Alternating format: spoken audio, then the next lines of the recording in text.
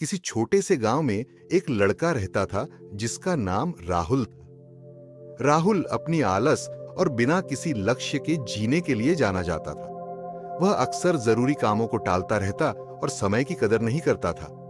उसके परिवार और दोस्तों ने उसे कई बार समझाया कि समय की अहमियत को समझे, लेकिन राहुल को इसका महत्व समझ में नहीं आता था। एक दिन धूप वाली सुबह में गांव में एक बुजुर्ग व्यक्ति आए जिनका नाम श्री गुप्ता था।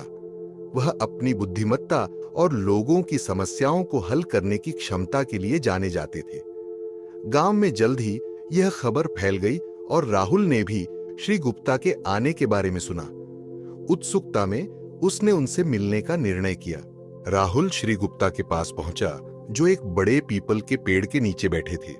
राहुल ने आदरपूर्वक झुककर कहा, सर, मैंने सुना है कि आपके पास बहुत ज्ञान है। क्या आप मुझे जीवन में सफल होने का रास्ता बता सकते हैं? श्री गुप्ता मुस्कुराए और राहुल की समस्या को समझ गए।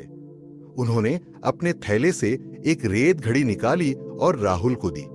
उन्होंने कहा, यह रेत घड़ी समय का प्रतीक है। इसमें हर रेत का कण तुम्हारे जीवन के एक अनमोल पल का प्रतीक है। राहुल ने रेत घड़ी को अपने हाथों में लिया और इसके महत्व को महसूस किया। अब श्री गुप्ता बोले, कल्पना करो कि इस रेत का हर कण एक मौका है जो अगर निकल गया तो वापस नहीं आएगा।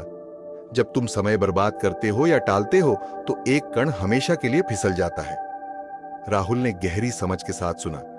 श्री गुप्ता ने कहा, समय एक अनमोल उपहार है बेटा। यह किसी का इंतजार नहीं करता।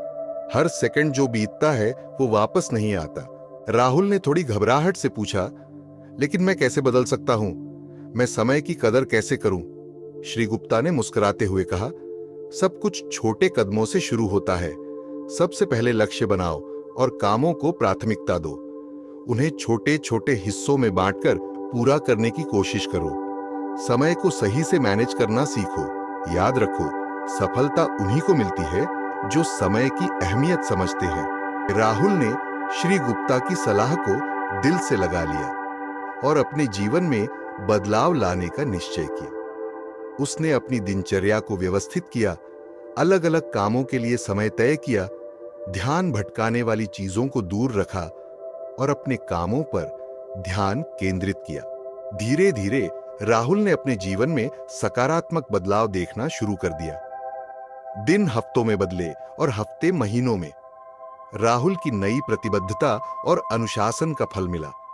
उसने वे काम भी पूरे किए जिन्हें वह सालों से टालता आ रहा था। उसने अपने शौकों को पूरा किया और नई प्रतिभाओं की खोज की। गांव वाले राहुल में हुए इस अद्भुत बदलाव को देखकर हैरान रह गए। समय के साथ राहुल ने समझा कि समय की असली ताकत सिर्फ काम पूरे करने में नहीं है, बल्कि रिश्तों को संवारने में है।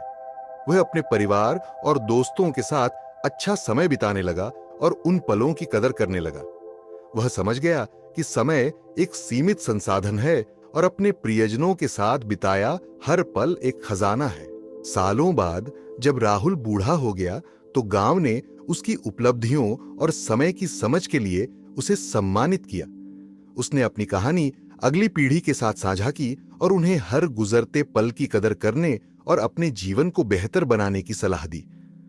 राहुल की कहानी पूरे इलाके में फैल गई और अनगिनत लोगों को प्रेरणा दी कि वे अपने समय का सही उपयोग करें। लोगों ने समझा कि समय सिर्फ एक वस्तु नहीं है, बल्कि एक अनमोल तोहफा है जिसे सहेजने की जरूरत है।